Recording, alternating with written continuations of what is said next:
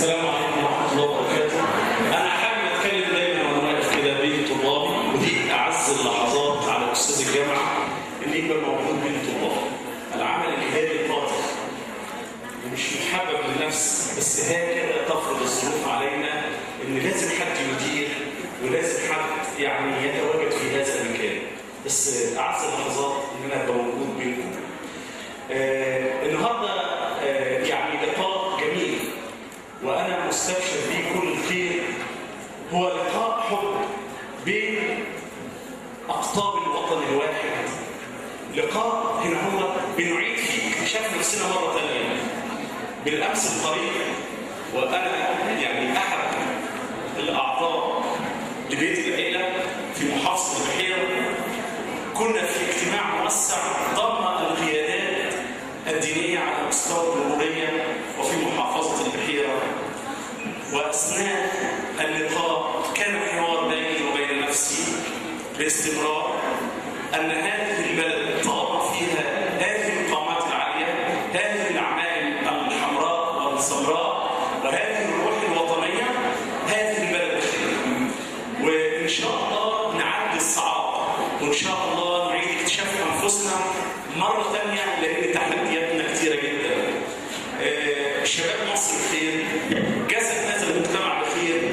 احنا عاوزين نعيد تقييم نفسنا مرة ثانية، عاوزين الخطاب الذي يوحد ولا يفرق، لا يصنف، كلنا ايد واحدة، مسلم مسيحي ايد واحدة، لأن المخاطر تحدق بنا جميعا. الفاتورة اللي ممكن ندفعها غالية وعالية لو نزلتنا منزلة لا قدر الله. مصر ربنا حافظها بكتابه وبقرآنه وبسنته بإنجيله بالكتب السماوية.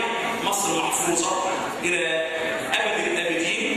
وأظن إن أنا وأنا بسمع وهتسمعوا معايا فضيلة الشيخ عبد الباسط عبد السلام محمد وأنا قاعد كده، فعلا هذه القامة العلمية وهذه الروح المتحدثة اللبقة، وهو يتكلم ويتناول ويتجاذب أطراف الحديث كأنما يعبر عن كل وجدان مصري أصيل متسابق به كل مناطق القوة في الشخصية.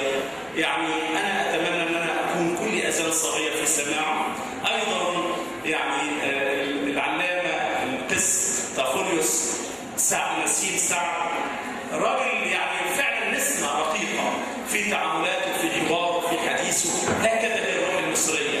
حينما يتحدث رجال الدين المسيحي في الإسلام فأجد نفسي أمام قائمة من الأزهر الشريف، وأيضا حينما يتحدث رجال الدين المسلمين عن المسيحية فأجد نفسي أمام حبر أعظم في هذا المقام. هذه الروح الطيبة، هذا التسامح هو اللي احنا عاوزينه. احنا عندنا أكثر من 24 مناطق قوة ومكامن قوة في الشخصية المصرية، عاوزين نحافظ عليهم، عاوزين نعيد اكتشافهم مرة ثانية، نقسمهم عشان الجيل ورا جيل يسلم الراية مرفوعة، ايدينا كلنا في ايد بعض بغض النظر عن انتماءاتنا.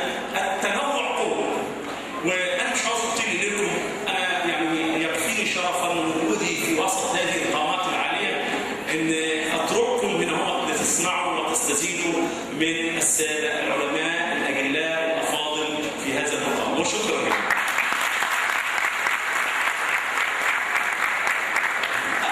هستأذنكم الدكتور بهلول رائد الأسرة يقعد مكاني.